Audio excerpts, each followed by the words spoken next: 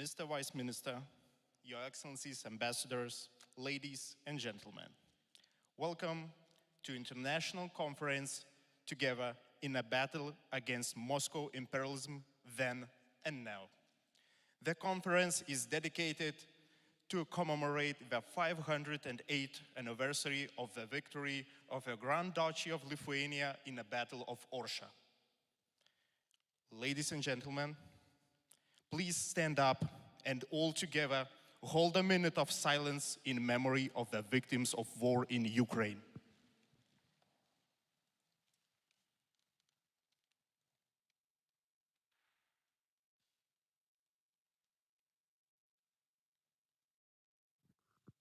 Thank you.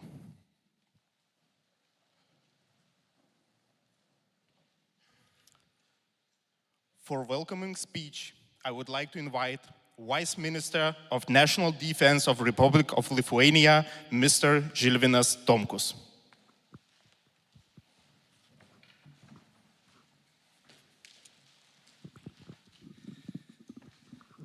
Your Excellencies, Ambassadors, distinguished guests, all colleagues and friends. I'm very honored, actually, to welcome you to this conference, to commemorate together the victory of Battle of Orsha. As was mentioned, more than 500 years ago, on this day, I would say our joint forces won against 2 or 3 times bigger Moscovite army. Today, this victory of Battle of Orsha is very symbolic. But honestly, here in Lithuania, all the victories we have ever won against Russians in wars, in diplomacy, or even in sport, it's very special for us. We commemorate it, we remember it, and we learn from it. To make some historical analogies, of course, I would say is or may not be a best method to explain current situation, what we have now, or to solve the current situation, or even to predict the future. But what we have learned from a history, the obvious thing that we win when we stand united. Therefore, it's utmost important today to stand together and to cooperate more closely in order to defend our security and defense interests against aggressor. As a representative of the Ministry of National Defense, I would like to bring a good example of joint practical cooperation. As many colleagues, our colleagues knows, Lithuanian, Polish, Ukrainian Brigade, which was established actually and created to help Ukraine's military to integrate with allied forces. Of course, the focus of this brigade shifted this February this year. But I believe, and I would say that it's only time, and the activity of this brigade will resume, and we will find more and more common activities in the future. Sadly, but Ukraine is now in the forefront of the fight against Russia. And we all in this room, I guess, understand our duty and responsibility to be together in this fight. And to be from all possible international arenas, diplomatic forums, to activate the engagement of civil society, and actually practically to ensure the direct military assistance. We are witnessing the unity, exceptional unity of Euro-Atlantic community to stand against Russia and to support Ukraine. And specifically today, I'm here, not the minister, because the minister, all the ministers of NATO members are meeting in Ramstein to discuss the details of military assistance to Ukraine. I would say that some obvious thing, but I would like to emphasize that for us it's only one solution or only one option what we have here in this region or in the Euro-Atlantic community is the victory of Ukraine. We understand that there will be no security in Europe without Ukraine being the community, within the community of independent and democratic states. Dear participants, so with that, I wish you a productive discussion and productive exchange of views and insights. So have a good time in this conference. Thank you.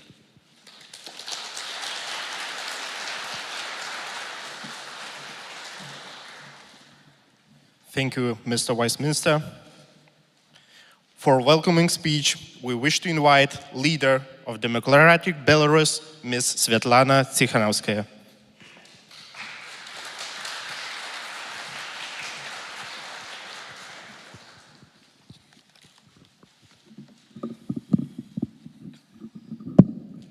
Thank you. Dear ladies and gentlemen, dear friends, first, let me express my gratitude to the organizers, especially to Lithuanian Minister of Defense, for hosting this important and timely conference. I wish it were held in Orsha, but today this heroic city, along with the rest of my beloved Belarus, is under the occupation of the same invaders as 500 years ago. I don't doubt that Belarus will be free and Ukraine will liberate all its territories as well. I'm so confident because we are descendants of the warriors of the Orsha battle. Even if our ancestors had small chances, they had courage, faith, and love for the motherland. This ensured them a victory we all are proud of today. After this victory, almost all the cities captured by Moscow were liberated, and the secret alliance between Russia and the Western powers collapsed. The Battle of Orsha reminds us of our victorious past. It's historical evidence that our nations are ready to stand up together against tyranny and oppression. The brave fight of Ukrainians and the fearless resistance of Belarusians only prove this fact. We live in time of heroes. Many of them are in Belarusian prisons. Among them is also Mykolai Statkevich, sentenced to 14 years of maximum security prison. In 1992, Colonel Statkevich gathered Belarusian officers on this day in Minsk, and altogether they took an oath of allegiance to the Belarusian people. Since then, September 8 was marked by Belarusian patriots as Day of Military Glory. I know that Belarusian volunteers fighters in Ukraine also mark this day. Since February, hundreds have joined Belarusian battalions and regiments. For them, the liberation of Ukraine is their battle in Orsha. They know that the outcome of this war will also define the fate of Belarus and entire Europe. Historians often mention the creativity of our warriors during the Battle of Orsha. Likewise, now our partisans and cyber partisans use technology to disorganize the enemy. Our partisans disrupted the railway connection between Belarus and Ukraine, so trains with Russian equipment couldn't be transferred to Ukraine. And you know, sometimes even when it seems that our struggle is lost, the next day we read about a new action by our partisans, activists, or volunteer fighters. It can't help but inspire. So let's be inspired by the feats of all those who are fighting for freedom today in Ukraine and Belarus. And let's not forget the feats of our heroes of the battle in Orsha. You know, Prince Ostroshky, when addressing his warriors before a battle, said, "Brave knights, may your courage be worthy of your glorious ancestors." And I think our ancestors would be proud of our heroes nowadays who didn't give up and stand up for freedom. Thank you.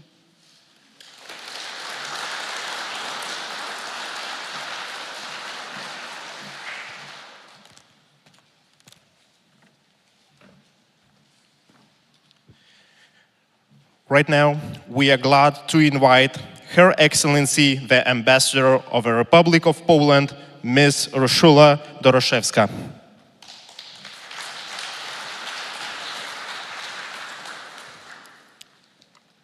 Dear ministers, state advisors, presidential advisors, democratic leader, all distinguished guests, I'm very happy that this conference gathers us, descendants of the victors of the Orsha battle, the ones revived by its spirit. It's deeply symbolic. The significance of the Battle of Orsha on 8 September is about unity, leadership, and national self-determination. That is particularly why this battle is highly relevant to current geopolitical landscape after the Russian attack on Ukraine. In those three elements lies its unique value: the unity, leadership, and national self-consciousness. First, the unity. The much smaller army of the Grand Duchy of Lithuania and Poland, composed by ancestors of Lithuanians, Poles, Belarusians, and Ukrainians, would not have defeated the Maskvos forces, capturing their camp and commander without unification of their forces. Today's aggression on Moscow on Ukraine generated the unity which went even far beyond our borders. This unity surprised aggressors, interrupted him, delivers everyday Ukrainian victories. Location of Orsha in Vitebsk region reminds us that Belarusian regime currently took another unity approach with the ones who lost near Orsha. It reminds us that war in Ukraine will determine future freedoms of our four nations. History teaches us that only our regional unity is a key to defeat aggressors from the east. We do have that reunification gene. Our enemy seems to forget about it. This leads him to defeat. Second, the leadership. The forces of the Grand Duchy of Lithuania and Kingdom of Poland managed to deliver victory thanks to command of Hetman Konstanty Ostrogski. Even after Orsha victory, he continued his army pursuit of the routed Muscovite army and retook most of the captured positions. A couple years ago, Hetman Konstanty Ostrogski was commemorated in Vilnius, as his achievement should be remembered. War in Ukraine took different course without unquestionable leadership of the Ukrainian President Volodymyr Zelensky. The war made him a hero not only for Ukrainians, made him an example of leadership for many in Europe in crucial times when democracy and world security are threatened, calling for leadership example. He became a face of resistance to Russia. And third, national self-consciousness. The remembrance of Orsha battle also played an important role in our national self-identification, serving as example of our differentiations from Muscovites. distancing from their robbery approach to other lands and freedoms. It was in Orsha battlefield where white flag appeared. We are pleased to have with us Mrs. Svetlana Tikhanovska, leader of Democratic Belarus. Today, she reminds Belarusians the spirit of Orsha, daily the spirit of August 2020 resistance. The Battle of Orsha, the Grand Duchy of Lithuania, are common heritage of Lithuanians, Ukrainians, Belarusians, Poles. Today, the Orsha spirit of resistance and our freedoms gives us strength to repeat our unity, confront aggressor, to defend not only our national, but first and foremost our regional identity. I wish you all intellectual pleasures from this conference and a feeling of Orsha spirit. Thank you.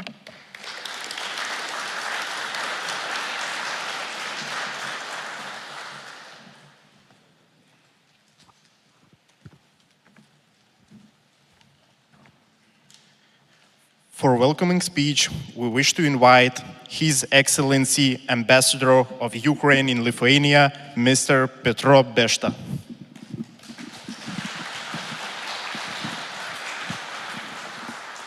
Dear Vice Minister, Advisor to the President, Ambassador, dear colleagues and friends. For all of us, the Battle of Orsha is full of immense historical meaning. This is another reason to recall a glorious page in the history of our common struggle for the future of Europe. In 1514, our nation stopped the expansion of Moscow near Orsha, destroyed its plans to redraw the map of Europe. The son of the Ukrainian nation, representative of the old Ukrainian family from Volyn, the great hetman of Lithuania, Konstantin Ostrorsky, became a symbol of our victory over the enemy from the east, and the symbol of our centuries-old friendship and kinship. The name and deeds of Konstantin Ostrorsky are the historical heritage and legacy of our nations. However, today Ukraine is once again forced to regain its right for freedom and independence. Once again, the Russian horde attacked the Ukrainian land. We are once again forced to defend our most precious ones with weapons in our hands, everyone on his or her own front.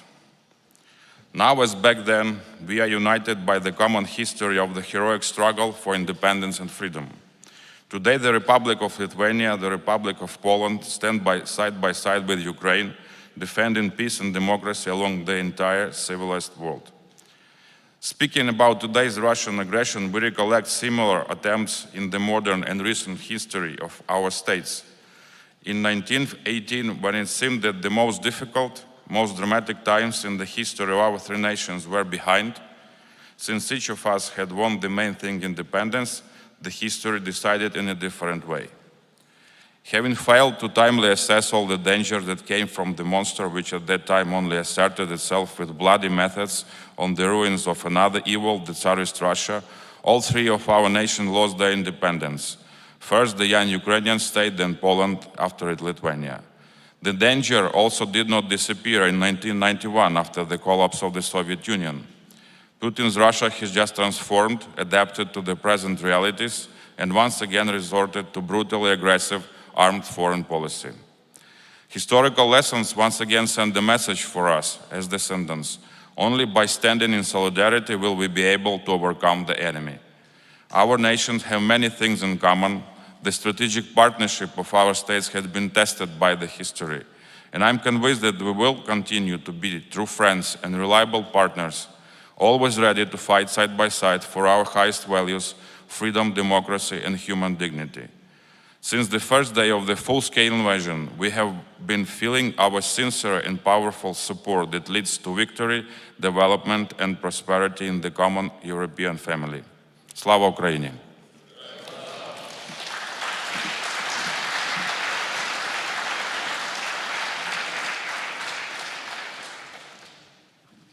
Thank you, sir. We are glad to invite Senior Advisor of the President of the Republic of Lithuania, Ms. Asta Skaisgirytė.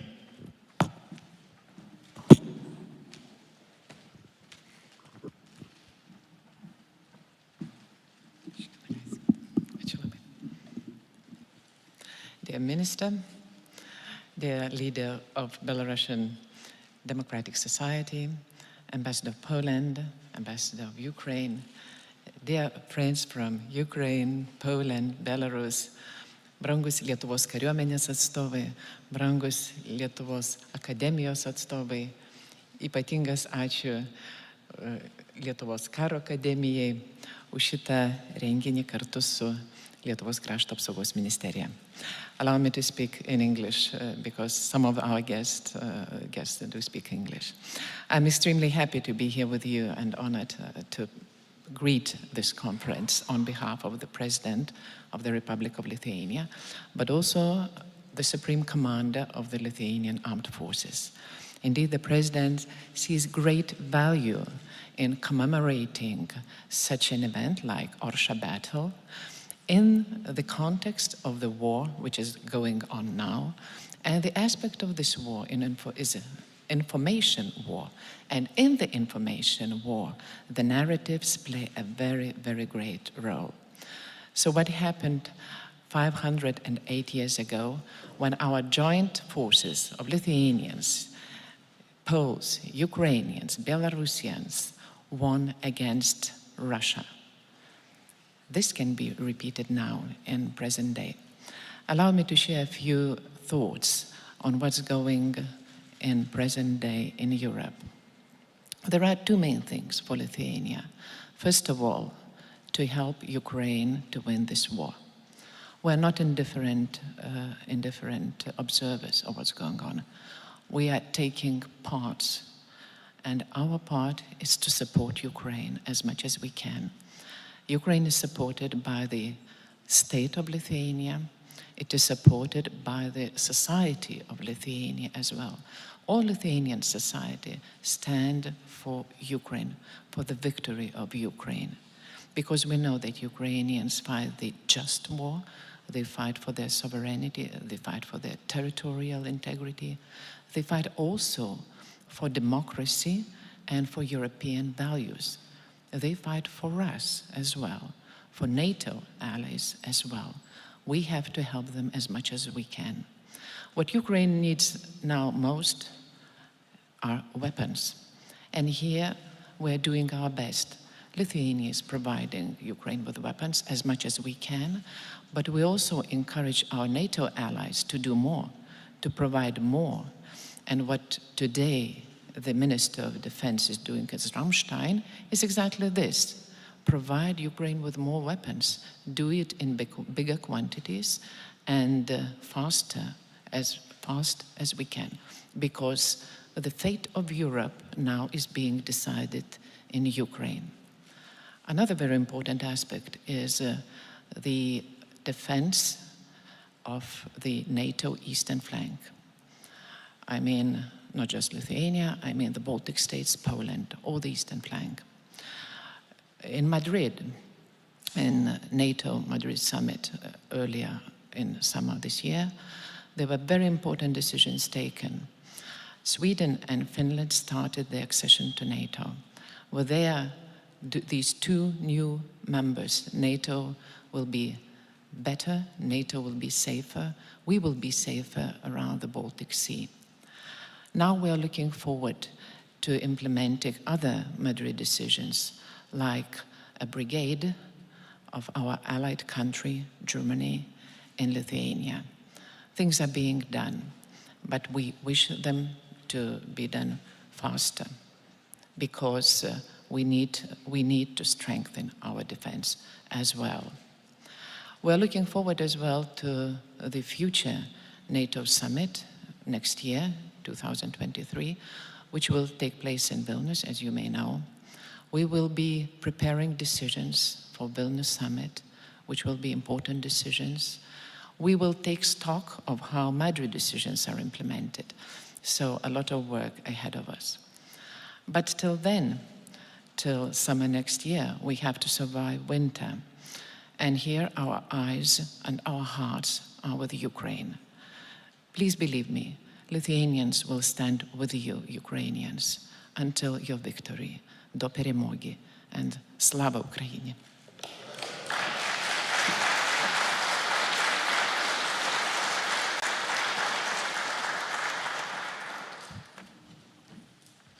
Thank you all for welcoming speeches. Let's start our conference with first presentation, the significance of the Battle of Orsha, informational aspects and analogies with the present, presented by Lithuanian military historian, a member of Committee of the National Security and Defense of the Parliament of the Republic of Lithuania, Dr. Valdas Rakutis.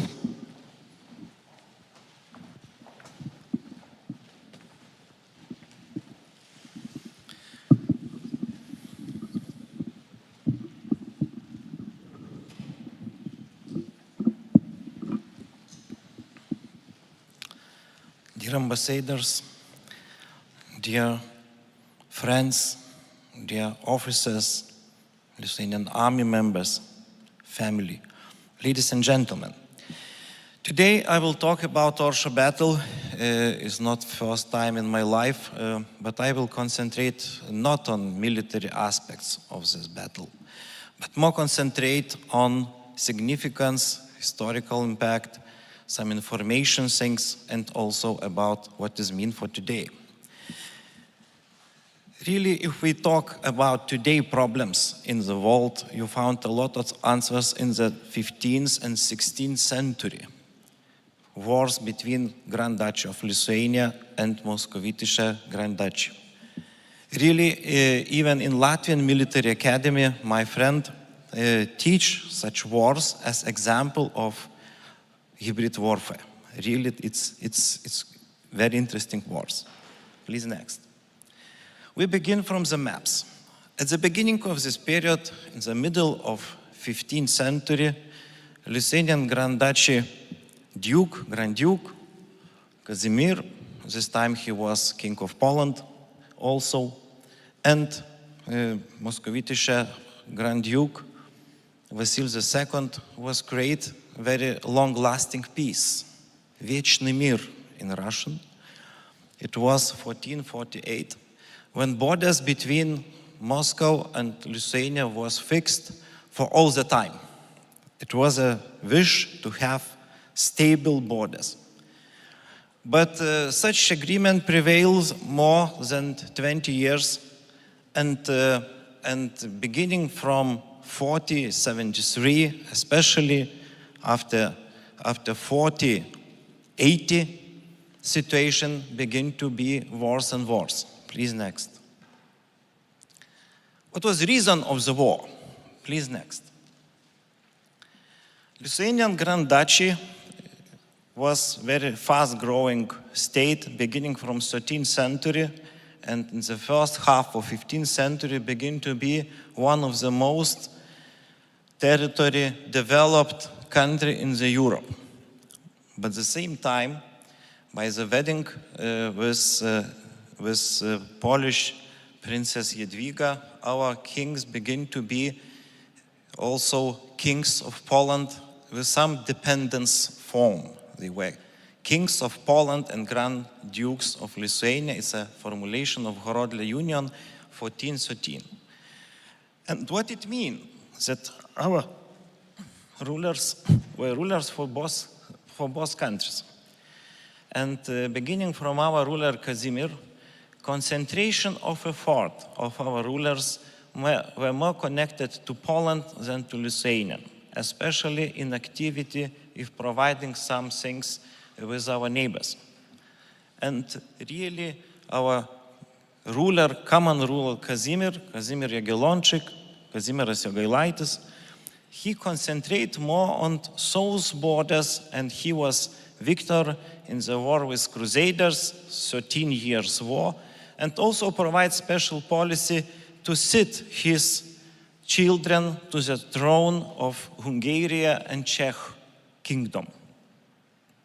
It was a reason why we was not so active in some activities with Tatars and with Moscovitisches. Really, we have long-lasting peace, and Lithuania never was active in such matters.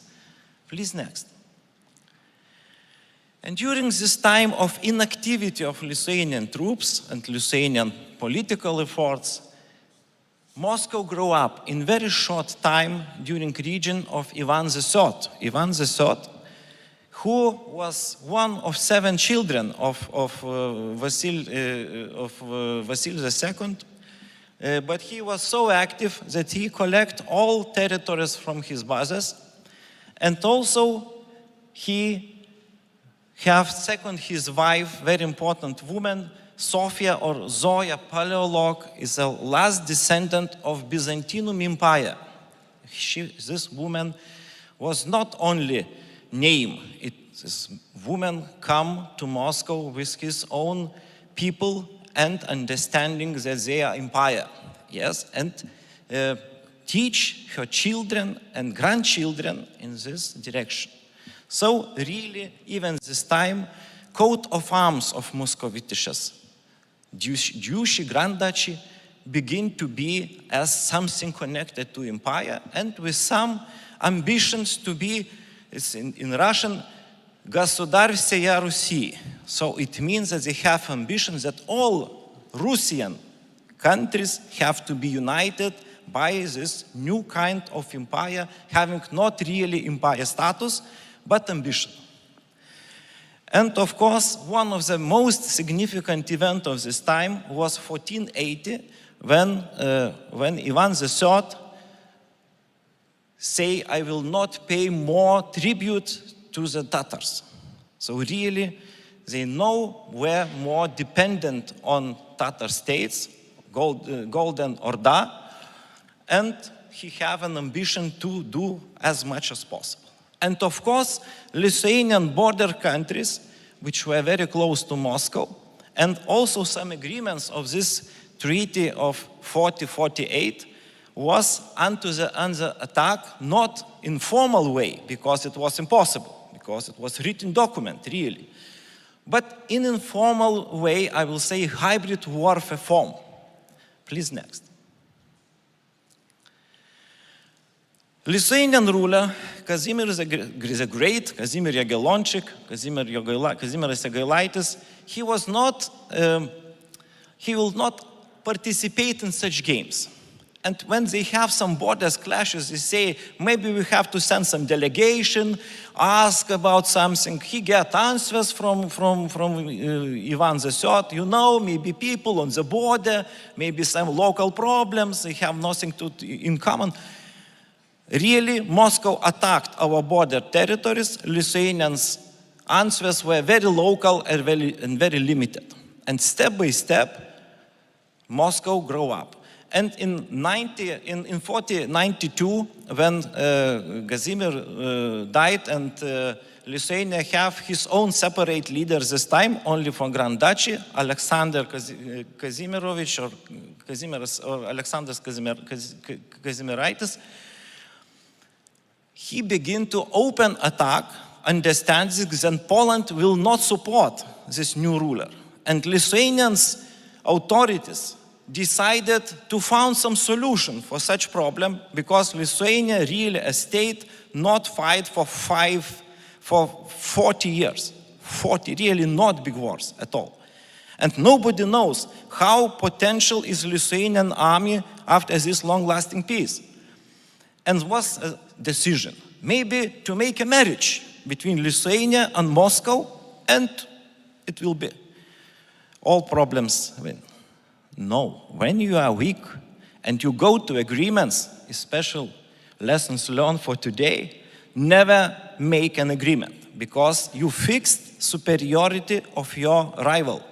And in 1494, such peace was made, but with big problems for Lithuania, losing some territories, and also improving power of Moscow in Vilnius. 1,000 people come from Moscow to Vilnius in assistance of princes. 1,000 people. You understand what kind of people come to Lithuania, and some churches were specially built for such princes. Please, next. Of course, all this time, Tatars were important, because still Moscow have problems with Tatars. But Golden Orda split into the pieces, and really only Crimean Tatars were active in the region. So it means that if you will fight against growing Moscow, you not always can trust Tatars all allies of Lithuania in stopping Moscow in growing, and it was problem that they were weak this time. Please, next. In this short map, you can see so-called border war territory, and you can see how such small duchies, which were on the east part of Lithuania, were terrorized. Because people have some interesting right. They can decide, such small duchies, the Oka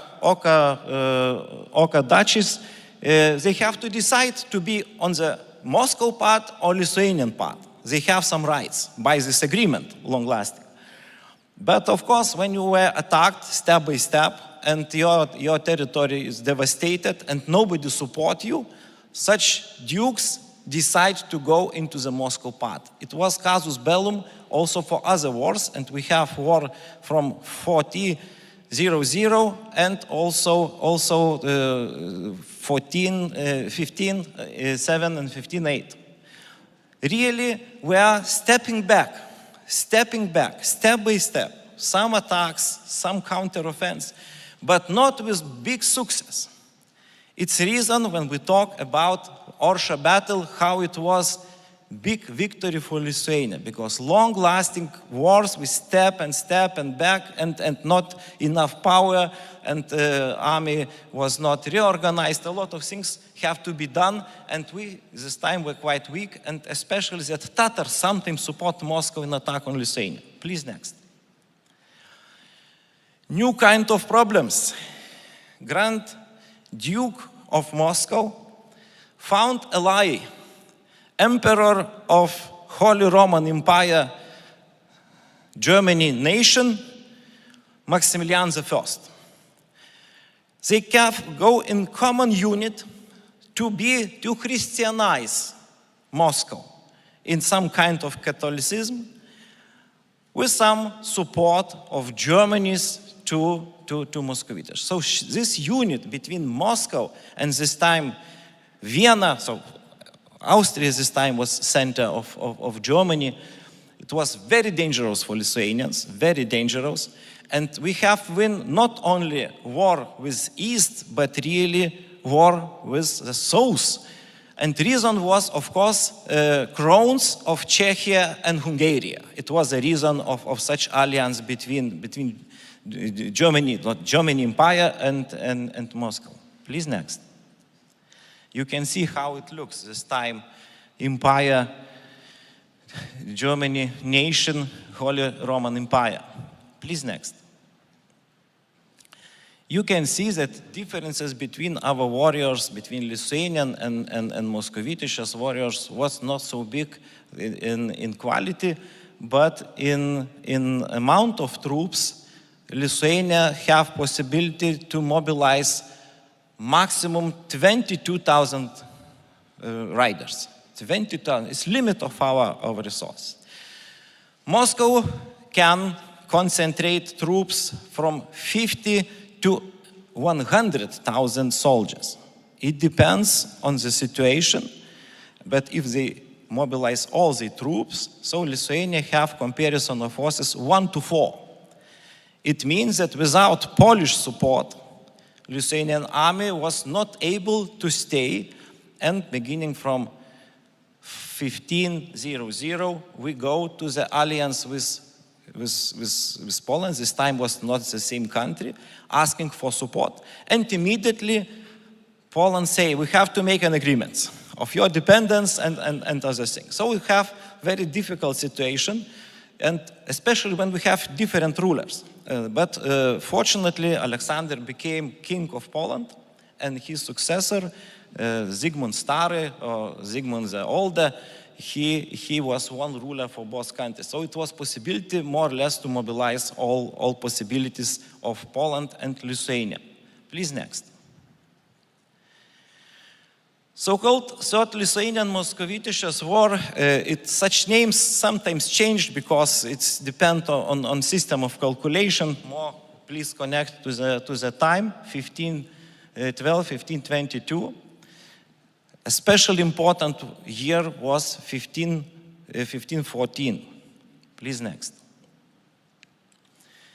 Really, task of Moscow army was to take very important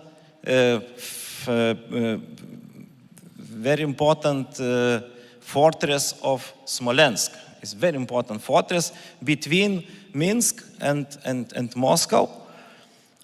This fortress was good prepared for defense, but on the part of Moscow army was Duke Glinsky.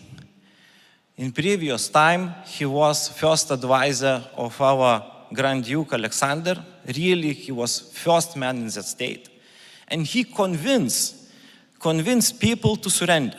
It was really big disaster for Lithuanian defense, because if you lose Smolensk, next they will go to the Dnieper castles, which were not prepared for such big attack from Moscow part. And our state mobilized all possible troops to stay such disaster in the east. Please next.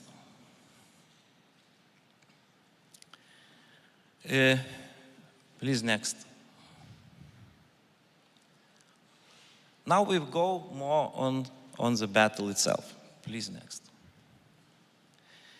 Really, our favorite position in such battle was mobilization of Polish-Lithuanian troops.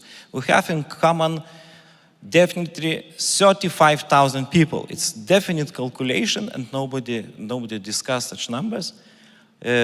More than half of them was Polish Crown troops, and of course all possible Lithuanian troops, as was possible, about 15 from 17,000 soldiers we have. And such national and international really troops with some mercenaries, very important mercenaries from Germany, from Silesia and other countries, they move into direction to take back Smolensk. And of course, Moscow army decided to stop such troops moving and found a place for defense on the Dnieper River close to the castle Orsha. Please next. Of course, a lot of discussion is where this battle was. It's not so simple to say, because we have different kind of schemas. I will say for you, schema I trust, yes, because really, and next slide, please. Yes, you can see Orsha Castle. It's a left bank of Dnieper River. Dnieper is something like Nemunas in Lithuania. In this place, it's higher position of this river. And Moskovitich's troops, this time not Russian troops. Please not make a mistake. Russians were also in Lithuanian, because not difference between Belarusians and Russians this time not exist. Really, it was Russians. Yes, Russians. But Moskovitich's troop decided to found a position where they can use all potential of troops. We will talk about numbers of Russians. In our sources, and I trust them, is 80,000 soldiers. 80,000 soldiers. So comparison of forces is something like 2.5 to 1. Yes. And having superiority in numbers, they decided to stop our army and defeat using very deep formation of Moskovitich's army. In reality, Lithuanian and Polish army have some superiorities in quality. It was really good cavalry from Poland, this time quite impressive. And also we have huge amount of light cavalry, so our army can stop and counterattack. But what was very important, they have infantry and artillery. It's the beginning. In the battlefields, to use artillery and infantry is the same in European scales, quite new things, but to find a way how to use them. Because if you stay against mass of Moskovitich's cavalry, they will be defeated. Yes. And we found such solution. We make a very impressive maneuver when our cavalry begin to defend our position, split into the corners, and Russian Maskvos army go to this artillery and infantry shooting from arquebusas this time, and it was so successful that after this they go and defeat a lot of Maskvos army. We have different numbers, but difference between 30,000 to 40,000. Really, and it was big disaster for Maskvos army.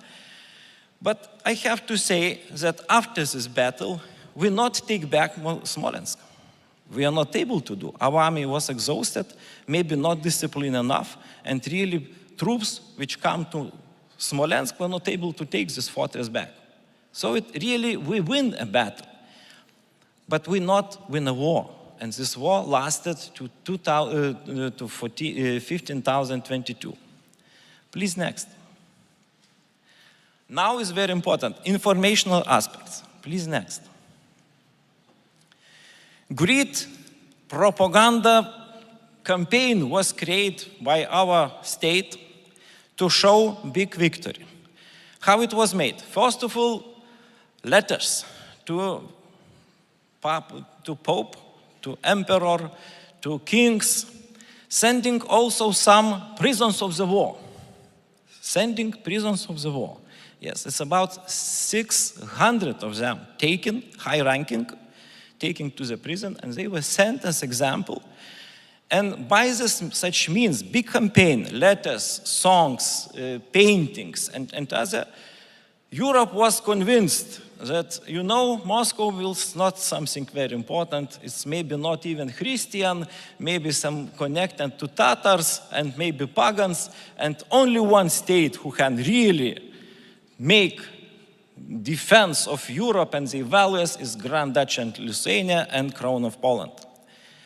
It was so effective that after 1 year, Emperor of Holy Roman Empire, Germany nation, agree on peace. Yes. So we win this war with a very successful form because of such campaign. And of course, for Moscow, it was completely defeat. Why? Not only because of numbers, of course, but because it was happened on the 8th of September, day of Holy Mary come to heaven. What it means that God was on Lithuanian side, on Polish side. And for Moscovites, it was completely disaster. So God not support, and maybe are bad people.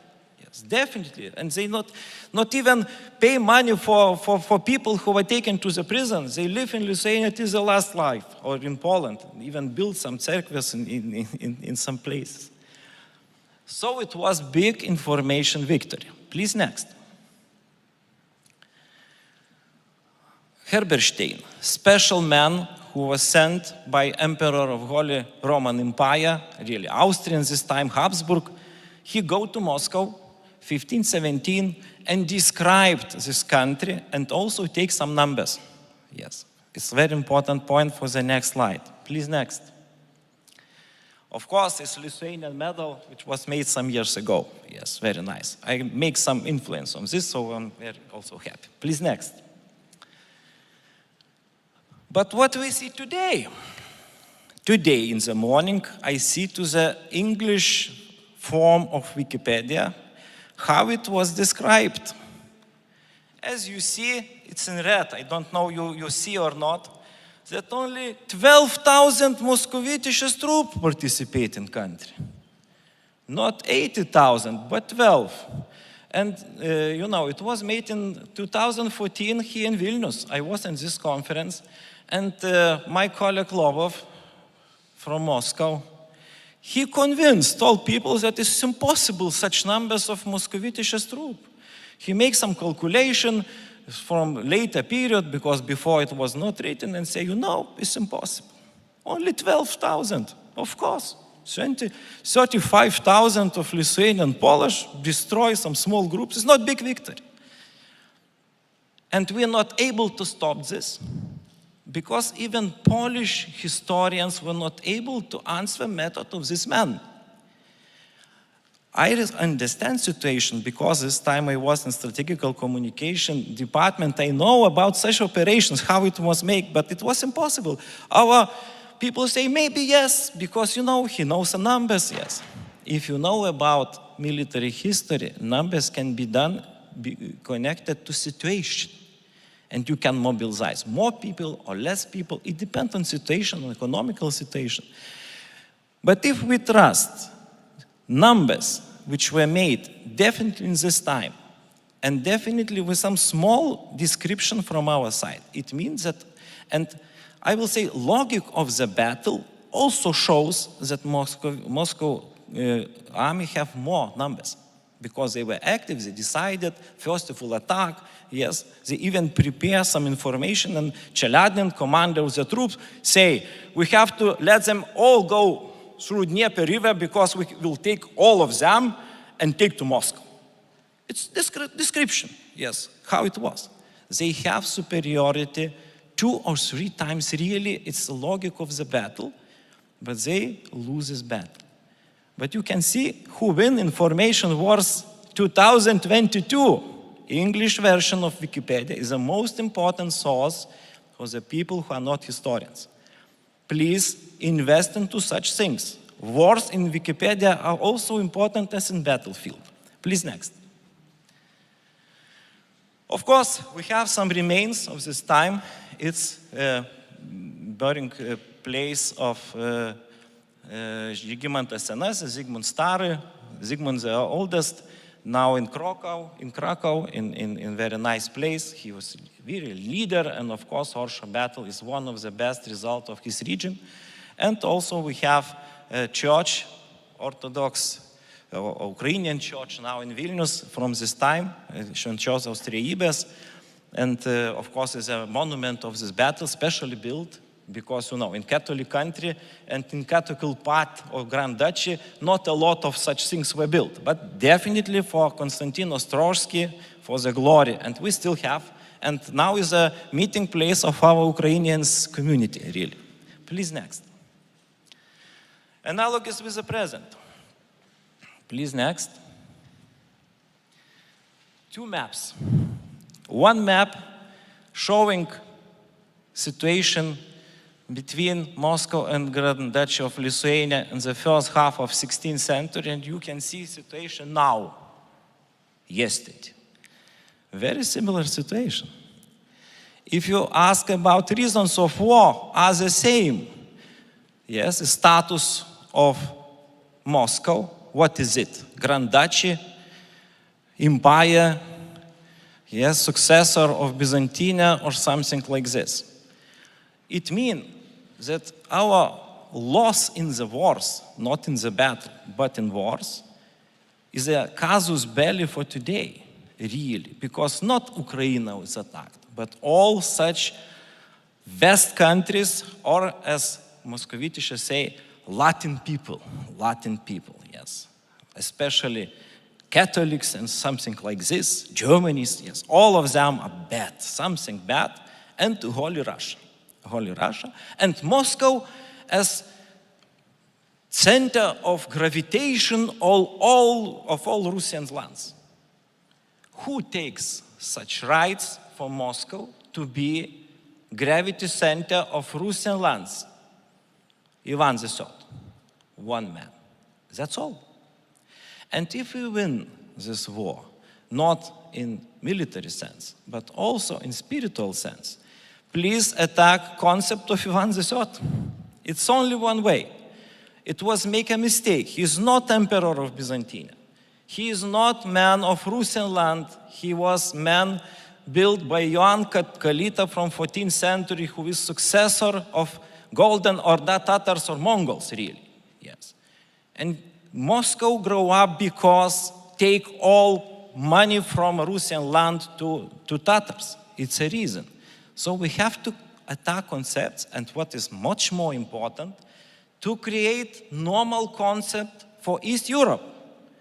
Not always fighting, not going to Siberia, not changing the borders and fighting for the empires. No sense.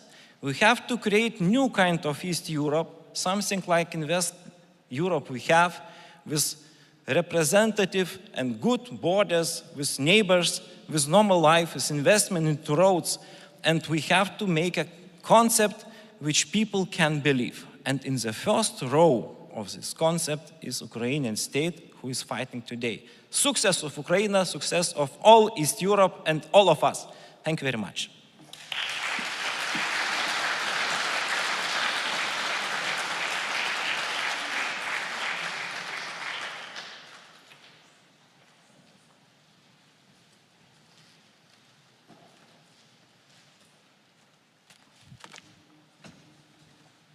Thank you, Professor. Allow me to introduce the topic of the following presentation. What determined the will of Ukrainian people not to give up and fight against Russian aggression? Presented by Advisor to the Office of President of Ukraine, Mr. Alexei Arestovich.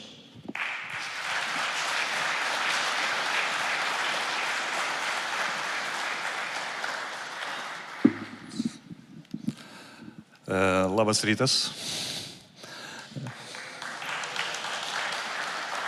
And dear guests, when I ask my Lithuanian colleagues what I have to speak for, they say me how we managed to win. Because the best military experts says Ukrainian, you have 72 hours to live. And after that, it's all. As you can see, today is 197th day about our fighting. So we have some secret to do this, and I want to deliver for us for our, what the secrets are. But before I want to say some words about why Orsha battle and have so big meaning for us, because it's absolutely same situation right now, like 500 years before. Russians think geopolitically. If we remind Putin's speech before war start, for one day before war start, he says about, nothing says about economical, and now nothing says about political, he says only about history. He's thinking history and geopolitically. And main design of this campaign, for my opinion, it was retaking of the whole Eastern Europe. Because Russians knows, like Zbigniew Brzezinski says, with Ukraine, Russia is a big empire. Without Ukraine, Russia is nothing. So the goal and design, it was to take Ukraine. After that, collect Ukrainian resources with Russians and attacked Eastern Europe. It's mean Baltic states, it's mean Poland, first of all of us.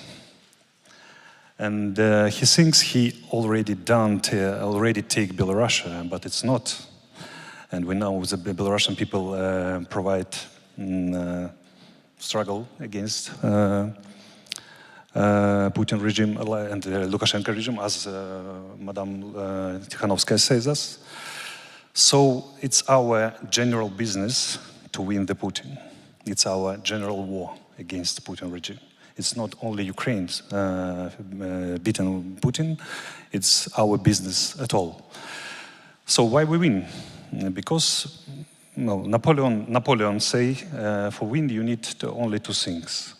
Good luck and stupid enemy. Russians is really stupid. They start this war for the 9 directions, which is absolutely stupid from military point of view. Because if you want win somebody, you need to concentrate your forces on 1 or 2 main directions.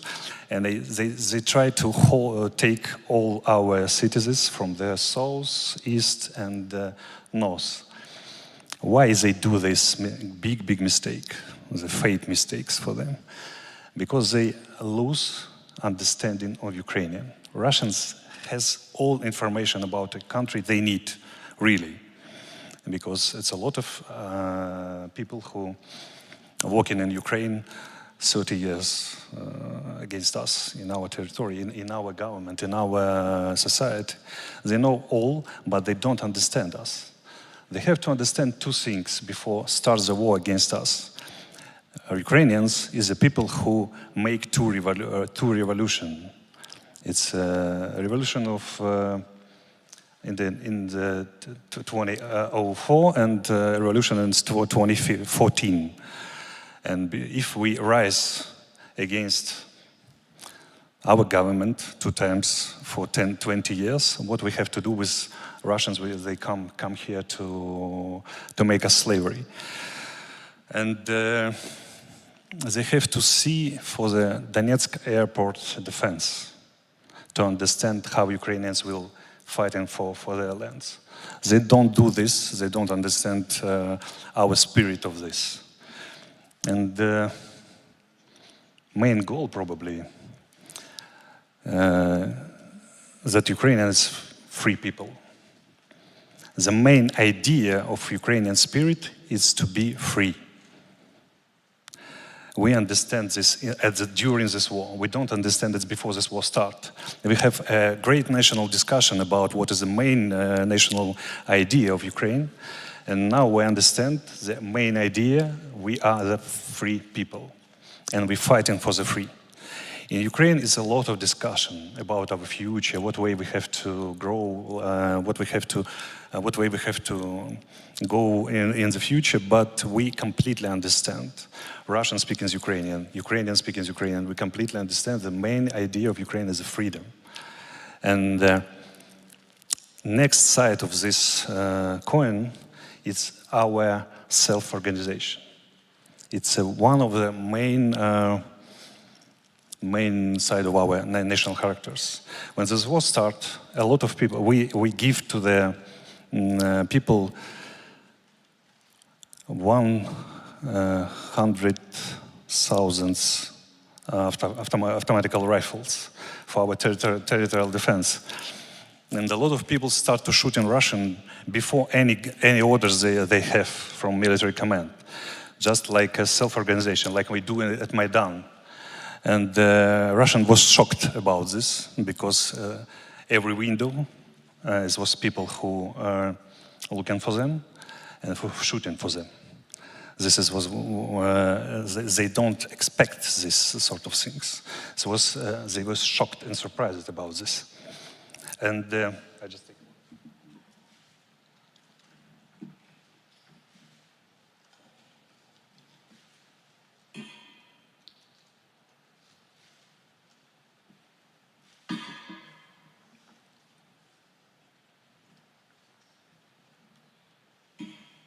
Sorry, because I a little bit worried because my English not so good. I have a long time have no any practice, so it's difficult to say. But I try. Okay.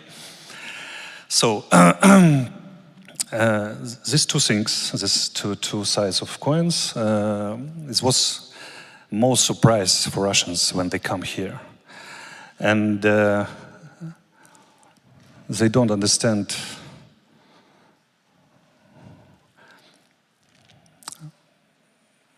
How Russian-speaking people could provide the best struggle against them. They think the Russian language, it means Russian identity. They think Russian identity means we meet them with the flowers, but it's not. The most struggle potentials has our regions and cities, which is people speaking on Russian language. It's Mariupol, it's Kharkiv, it's Kherson, it's Dnipro, it's Donetsk, it's Lugansk, and something like that. So the biggest mistake, it's mistake about self-identification of our people. They lose this understanding. They think this Russian culture or Russian language, it's mean Russian союзники как бы. Russian alliance, it's not the same. I am Russian-speaking Ukrainian, but I am the lieutenant colonel of Ukrainian army, and I fight with Russian a lot of years. And they don't understand the political culture of Ukraine. And in this period, 500 years ago, this was absolutely the same situation. The languages no bit of difference. It's a lot of relationship between Kiev, Poland, Moscow, and like this. And they think they have a right to take this lands and this people because of Rurikovichi was the main dynasty, but it's not. 500 years ago, people people choose European culture and European values. Same time, absolutely, right now. And like 500 years ago, we collect our efforts to fight Moscow. It's the same situation right now, and I'm afraid it will be same situation for next 50 years at all, because Russians never change. Never change. These people never change. I'm like an intelligence officer. I'm used to work in Moscow. I work with Dugin, as you know, and I completely understand what they think and what they want to do. They never change, and our all general business to fight them at all. Still, the Putin regime fall down, and we liberate Russia firstly. Because, for my big opinion, the most пострадавшие, the main victims of Russia or Putin regime is the Russian people and people of the Belarus. This is a problem. As you know, we have a Legion of the Freedom with the Russian fighters in our Ukrainian army, and they fight very well. We have a Belarusian regiment volunteers with fight extremely well on the most difficult point of the front line. And for me, it shows potential of the struggle inside of Belarus and inside Russia at all. And I hope in the future we all together have a free Russia and free Belarus for us, which is as our foreign minister, Mr. Kuleba, says 2 years ago on the Lublin meeting. He says for Belarusians, we waiting for us. You will be fourth side of Ukrainian, Lithuanian, and Poland Soyuz? Unit. That's all. If you want to ask me what I want to say, if you want some questions, I for great pleasure I answer for that.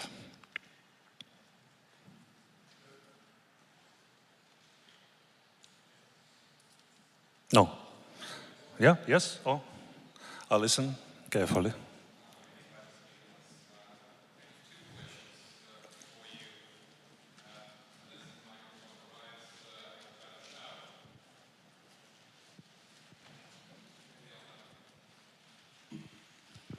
So my name is Vaidas Aljunas. I have 2 questions for you, sir. Now, Battle of Orosha is, as presented before, there was a great deal of deception in that battle. To defeat the enemy, the Russians were lured into ambush. Now, coming back to 24th of February this year, up until the hostilities, open hostilities in Ukraine started, Ukraine publicly for a long time distanced itself from the probability of open warfare, even denied it. Some allies were discontent about this. Could you shed us some light why that happened? Was that part of the deception also just to prepare for the war? And if so, if you knew about what was coming, why did the Russians then capture Hostomel airport, Kherson? So that's question number 1. And the question number 1 is more simple. Orosha battle was won, as you know, 508 years ago, but the war of 1512, 1522, 500 years ago, it was not won by Lithuania, as was again presented. Lithuania did survive, but it lost Smolensk, the most important strategic key city in the West. There were reasons for that, many reasons as we discussed. Attrition, economic, military support reasons, there was a fatigue, there were treasons. Some of those you may recognize even today in Ukraine, perhaps. But the fighting was done because it was not possible to continue fighting. So despite recent counteroffensives in Kherson, in Kharkiv regions, despite what the President Zelensky is saying about that you need to fight on and defeat the enemy and take back all the territory that is occupied by the enemy, what is the basis for your optimism that you actually can do that and that you can have the victory that you wish, but not the same results that we've seen 500 years ago with the war against Moscow, with the Lithuanian war against Moscow, when we had to have the peace? We won the battle, but we did not win the war. Okay, I'm afraid it's bigger than my vocabulary, but I try to explain. it's a different discipline in the intelligence to understand the ability of the enemy and understand to what the enemy want to do. And I could give you examples, the Yom Kippur War in the 1933, when the same people who before 6 years win this 6 days war, in the absolutely same situation, make a great mistake about what the enemy want to do. They know ability, but don't understand what the enemy want to do. And do we make this mistake? I don't know. Because our military intelligence, Mr. Budanov, as you can see, and the open sources, can completely understand what we have to do. We have a big president to head a big briefing before the war started, about 2 or 3 days. And it was the different scenarios of the Russians invasions. And Mr. Budanov says completely like this happened. Absolutely. For the meters and for the seconds. But other services, secret services, has another thinking about this. So it was difficult to make one decision to understand what the Russians have to do. From military point of view, to offensive on the Kiev, it's absolutely stupid things, as we can see, because they lose this operation for the one month. They don't have enough forces, even for taking Bravary, which is a little town near the Kiev, but they try to want Kiev. It's very stupid, and our military says it's absolutely completely stupid. They don't do this. They just want to make us lie, обмануть. To make disinformation about Kievan operation, because it's a stupid things. But they try, they do. And they do very, very strange things for me. When they take in the Gostomel airport, next wave have to be just on the Pechersk, which is the government region inside of the Kiev. And they want to take the office of the president. And when we found on the killing Russian senior officers, we find the plans, which is mean they have to put a duty on the office of the president, of the government, of the National Bank, of the Verkhovna Rada Ukraina at the 8 o'clock on the 24th. Same evening, which is advised and starts, they want to produce some military duties and some people on the duty on our main buildings on our country. And ваш покорный слуга have to be shooted like a president, like another people. And but when they come, it's a lot of forest. It's roads, which is one-way roads, very narrow, and thousands of Russians stay these roads with the columns, which is during 20 kilometers, 30 kilometers, and our artillery, our aviation, and our partisans and territorial defense. Не могли промахнуться даже, когда стреляли. Couldn't miss when they shooting, because it's a lot of Russians. It was impossible to shoot, and we strike them thousands by thousands, which is доказывает как, which is proof that this operation was absolutely stupid. That's why. About Kherson. Before the war started, about 1 month before, it was a great military exercise, which командно-штабные, which is on the maps, with the senior officers. President was ahead, and we collect all our attention about Kherson region, because we completely understand that means it's very great dangerous. The Russians came to оперативный простор, как будет по-этому. For absolute space, for operative space, immediately, and we provide a lot of measures to save Kherson regions, but it was a lot of treaty. As you know, the advisor of the head of the security service of Ukraine in the Kherson district was a traitor. It was trade in some local administrations, and now we provide investigation about how it could be. But in Kherson, we have a heavy fighting. The battalion of our Marines on the Chongar Peninsula died at all. It's a 90% of killing and actions. They have 20 times more enemy against, never give up. They fighting for 90 hours and dying at all. We have a hero of the Ukraine, it's Marines, which is young man, and he blew up the strategical breach with itself.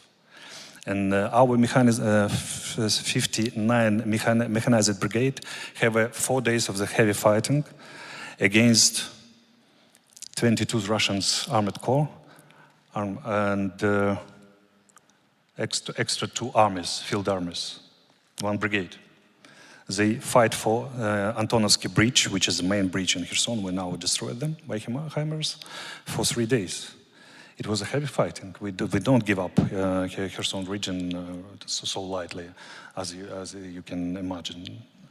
But we still in investigations, and we make all decisions about this. We prefer this war.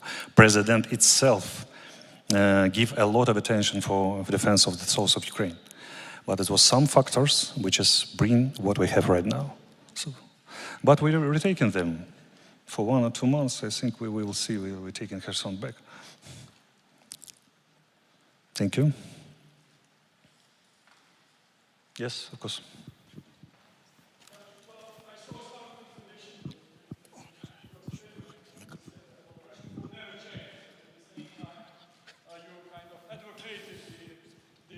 Collapse of Putin regime. So as if there was some will that after the collapse of Putin regime, you could bring a change to Russian society. Could you elaborate a bit more about that? Yes, of course. I believe in Russian society because I just myself looking for Legion of the Freedom of the Russia, which has meant a lot of Russians militaries came in this unit in our army. And some Russians came from Russia here for the 3 or 2 borders, which is hideaway. They came here, they provide a very тщательный отбор. We provide a very accuracy selection for them, and there's very motivated people. They ask us to bring them on the most difficult points of the front line to fight. And they very, very motivated in the training and in the fighting. It's a great potential for Russians. And we have in the Russians partisans which is fire at FSB cars and completion centers and the recruiting centers. And they fight in trains, they destroy railways, something like this. Russia has a great potential to rise against Putin regime, same like Russia. And we work with Russian opposition. We understand that Russia has a great democracy traditions, which is we can see from the 1991 for 1993. Problem not in Russian people. Problem is in Russian power, in Russian government, because all of times they think in like empire, and again and again they try to make same things like 500 years ago. When the Yeltsin came, and we all think in the Yeltsin as a face liberation, liberal Russia, they start to fight in Russian parliament. They shoot in Russian parliament and start to first Crimean War, which is mean so-called Mishkovshina, upon the Yuri Mishkov, which is the first president of independent Crimea, which is from 1993 for 1996. Our first National Guard was created for fighting in Crimea. It was 3 years of very difficult struggle. And this struggle came to, we mined warships for each other in the Black Sea. And there was a lot of fightings in the street by Russian soldiers and Ukrainian soldiers. After that we have Tuzla incident, which is military incident completely. And we see the Russian, even this liberal, is still empire. So we have to, for my opinion, we have two ways to разделить, to divide Russia from the different national countries, or give them one attempt to be liberated after the Putin regime. If they don't, we have to divide them, because we never be in security here in Eastern Europe. They tried to manage. Как рычаг будет? Рычаг. Tool. They tried to manage like a tool by Eastern Europe and by us, by Belarus, by Poland, by Baltic states. When they fight against America, they use Europe like a tool. When they fight against Europe, they use Eastern Europe like a tool. When they fight Eastern Europe, they want to use Ukraine like a tool. It's the same, absolutely same situation like Orsha battle. And if we decide, we, collective West, NATO, European Union, Eastern Europe, if we decide to give one attempt for the Russians, it's have to be just one attempt after the Putin regimes fall down. If they do not pass this exam, we have to divide Russia, because they will do same things. Like Aristotle says, if we have form and formal reason, they will repeat again and again. We have the situation with Russians. But I think, for my opinion, to give one chance for Russian oppositions and for Russian free people and Belarusian people to make one attempt for rechange Russia to a liberal country. Just one attempt. If not, we have to divide them at all. Just divide. And main problem for Russia and for us, it's denuclearization of Russia. The main conditions after we win in this war, from the collective West to Russia, we have two denuclearizations. Without this, it could be nothing for us. Because we go less Russian armed forces. They lost in Ukraine about third potential. From weaponry and technical, they lost 4 field armies. From 10 they have at all. But if we don't denuclearize them, it's same situation, repeat about 10 or 15 years. Like the head of the NATO says day before yesterday. It's the same things like as me says. Without denuclearization, we have repeating situation. And Poland government says yes. Poland could have the Russian threat grows about 10 or 15 years. Because if we win this war and Putin's regime change, it was only two ways. Russian still try to free from sanctions, and we have very accuracy to see what they have to do. If they make main efforts on the increase the military power, again, it's one signal for us that they still want to be empire. For Ukrainians, it's absolutely, and for all of us, it's absolutely no difference if with us fight liberal empire or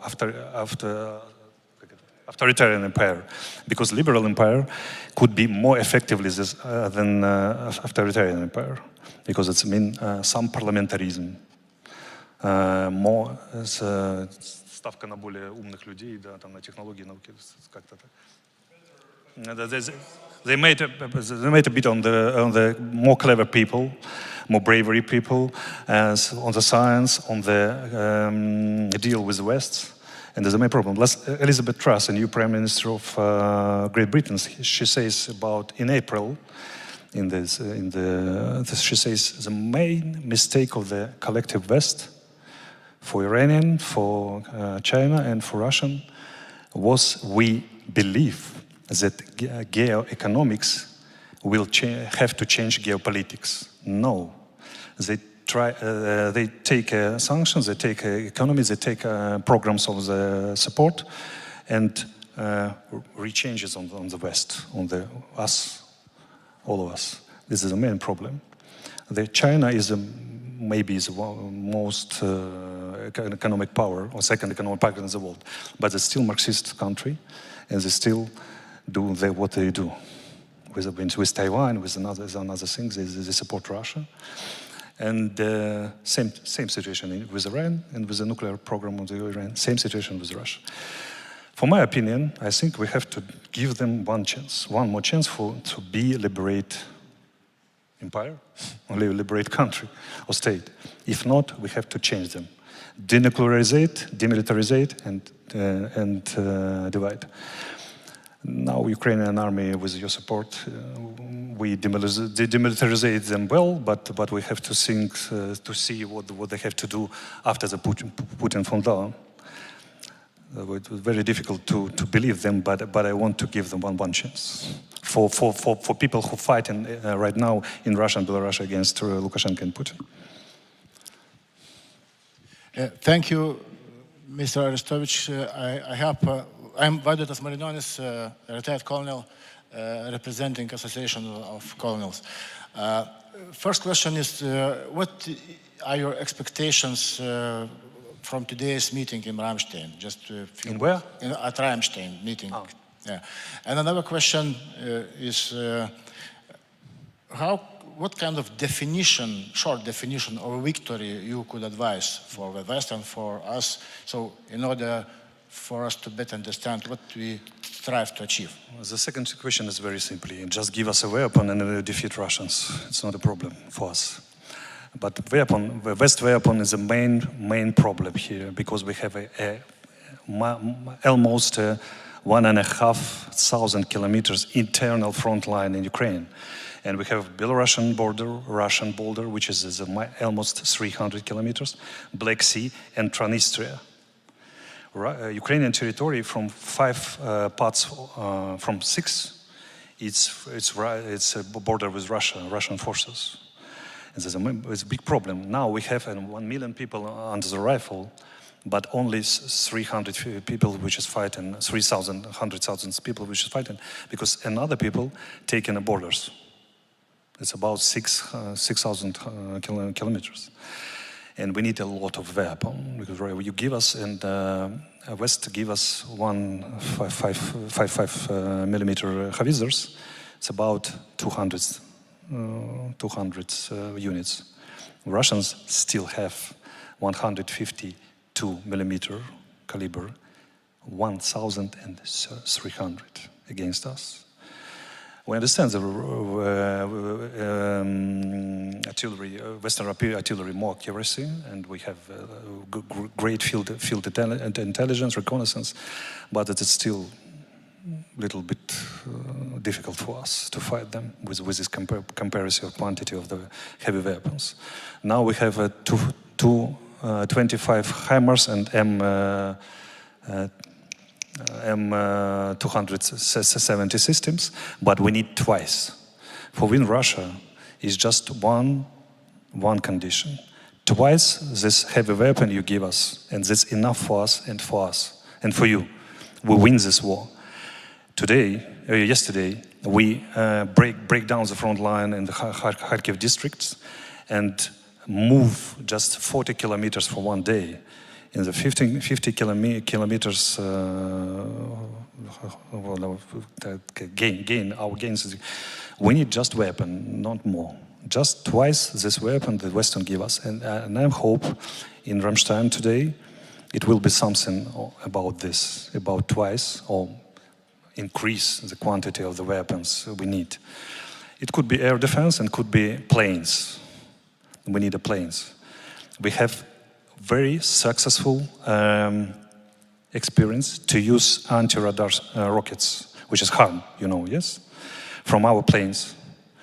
And for 1 week, we destroy 6 S-300 systems, air defense system from Russia in the Kherson region.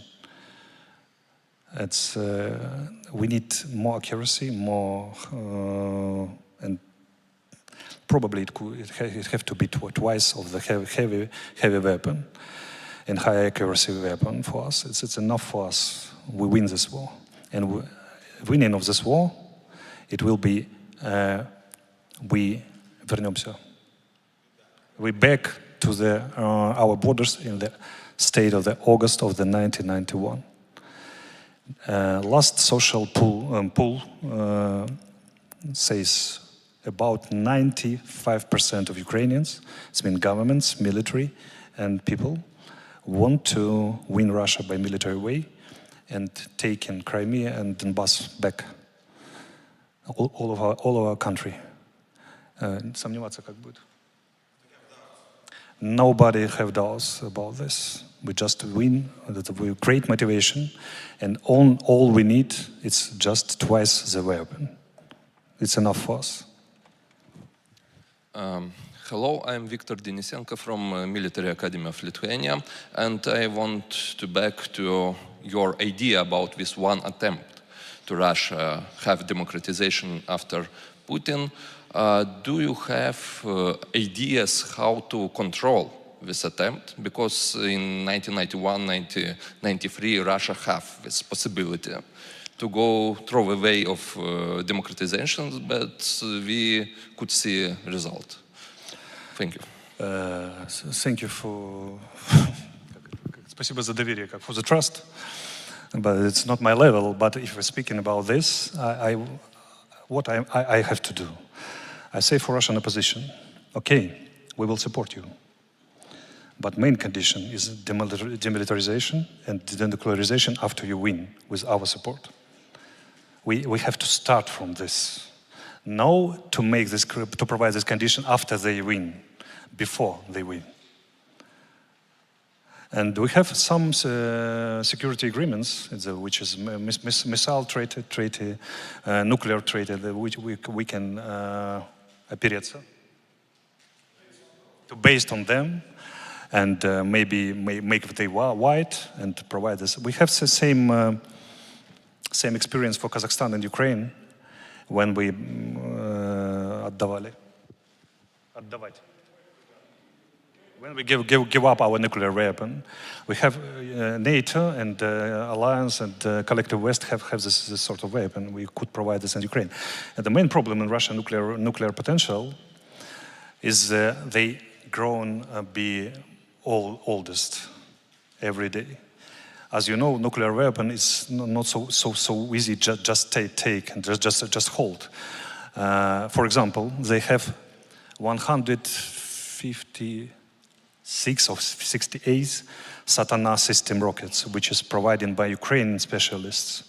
Russians do not have this sort of specialists. They collect some specialists from Ukraine before the war start, but it's a great problem for us. And every of this rocket and missile, it's about 20 Chernobyl. And nuclear weapon излучает lights.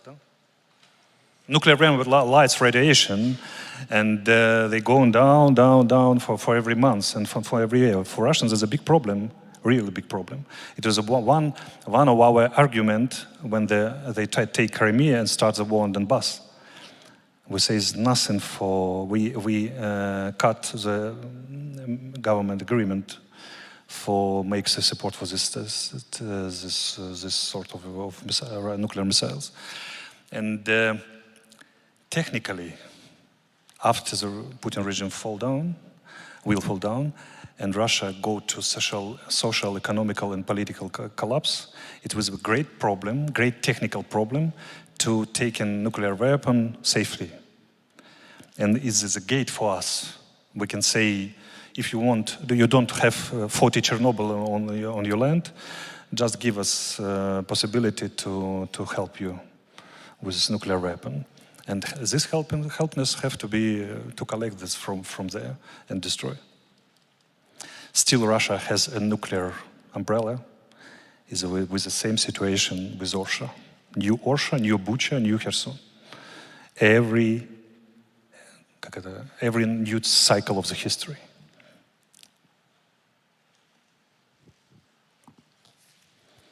Ladies and gentlemen, we know that you have a lot of questions, but keep those questions for the second part of this conference. It's a panel discussion, so keep those questions. And thank you, Mr. Rostovich. Thank you very much. Thank you so much for your patience for my English. Thank you. Thank you too.